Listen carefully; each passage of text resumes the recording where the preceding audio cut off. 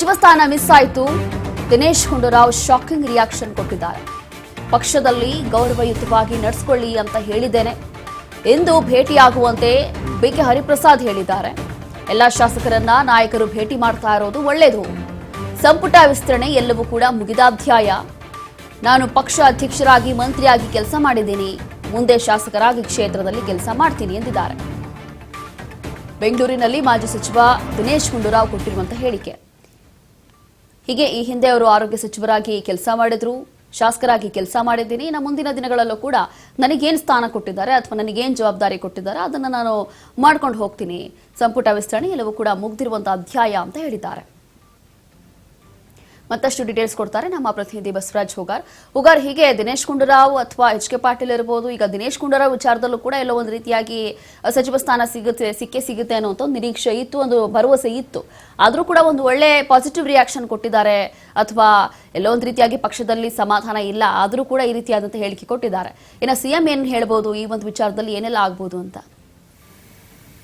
ರೋಶಿನಿ, ಅಸಮಾಧಾನಿತ ನಾಯಕರನ್ನ ಒಂದು ವಿಶ್ವಾಸ ತೆಗೆದುಕೊಳ್ಳುವಂತ ಪ್ರಯತ್ನವನ್ನ ನಿನ್ನೆ ಸಿಎಂ ಡಿ ಕೆ ಶಿವಕುಮಾರ್ ಅವರು ಮತ್ತೆ ರಾಜ್ಯ ಕಾಂಗ್ರೆಸ್ ಉಸ್ತುವಾರಿಯಾಗಿರ್ತಕ್ಕಂಥ ಸುರ್ಜೇವಾಲಾ ಅವರು ಮತ್ತೆ ಕೆಪಿಸಿಸಿ ಅಧ್ಯಕ್ಷರಾಗಿರ್ತಕ್ಕಂಥ ಬಿ ಕೆ ಹರಿಪ್ರಸಾದ್ ಅವರು ಕೂಡ ಮಾಡಿರ್ತಕ್ಕಂಥದ್ದು. ನಿನ್ನೆ ಎಚ್ ಕೆ ಪಾಟೀಲ್ರನ್ನು ಕೂಡ ಭೇಟಿಯಾಗಿ ಮಾತುಕತೆ ನಡೆಸಿದ್ದಾರೆ. ಅದರಂತೆ ದಿನೇಶ್ ಗುಂಡೂರಾವ್ ಅವ್ರನ್ನು ಕೂಡ ಭೇಟಿಯಾಗಿ ಕೂಡ ಮಾತುಕತೆ ನಡೆಸಿರ್ತಕ್ಕಂಥದ್ದು. ಆದ್ರೆ ಇದೀಗ ಸಚಿವ ಸ್ಥಾನವನ್ನು ಕೂಡ ಆಯ್ಕೆ ಮಾಡಲಾಗಿದೆ, ಪಟ್ಟಿ ಕೂಡ ಬಿಡುಗಡೆ ಆಗಿದೆ, ಪ್ರಮಾಣವಚನ ಕೂಡ ಆ ಕಾರ್ಯಕ್ರಮ ಆಗಿರತಕ್ಕಂಥದ್ದು.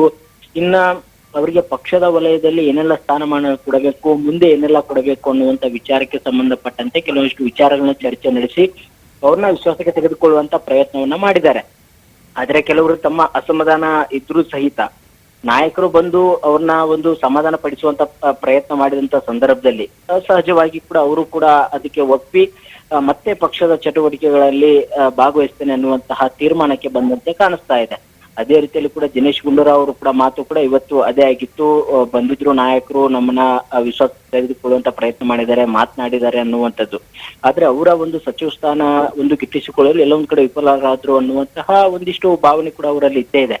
ಆದ್ರೆ ಯಾವಾಗ ಕೆಪಿಸಿಸಿ ಅಧ್ಯಕ್ಷರು ಬಂದು ಅವ್ರನ್ನ ಭೇಟಿಯಾಗಿ ಚರ್ಚೆ ನಡೆಸಿದ್ರು, ವಿಶ್ವಾಸ ತೆಗೆದುಕೊಳ್ಳುವಂತ ಪ್ರಯತ್ನ ಮಾಡಿದ್ರು, ಮತ್ತೆ ಆಗಿರ್ತಕ್ಕಂತಹ ಏನೆಲ್ಲ ಆ ಒಂದು ಬೆಳವಣಿಗೆ ಆಗಿದೆ ಅಂದ್ರೆ ಸಂಪುಟ ರಚನೆ ಆಗುವಂತ ಸಂದರ್ಭದಲ್ಲಿ ಒಂದಿಷ್ಟು ಜಾತಿ ಸಮೀಕರಣ ಆಗಿರ್ಬೋದು, ಮತ್ತೆ ಹಲವು ಆಕಾಂಕ್ಷೆಗಳ ಪಟ್ಟಿ ದೊಡ್ಡದಿರುವಂತ ಸಂದರ್ಭದಲ್ಲಿ ಆಗಿರ್ಬೋದು, ಅವ್ರಿಗೆ ಈ ಹಿಂದೆ ಕೊಟ್ಟಿರ್ತಕ್ಕಂಥ ಜವಾಬ್ದಾರಿಗಳಾಗಿರ್ಬೋದು, ಎಲ್ಲವೂ ವಿವರಣೆ ಹಾಕಿ ಅವ್ರನ್ನ ಸಮಾಧಾನ ಪಡಿಸುವಂತ ಪ್ರಯತ್ನವನ್ನು ಕೂಡ ಮಾಡಿರ್ತಕ್ಕಂಥದ್ದು.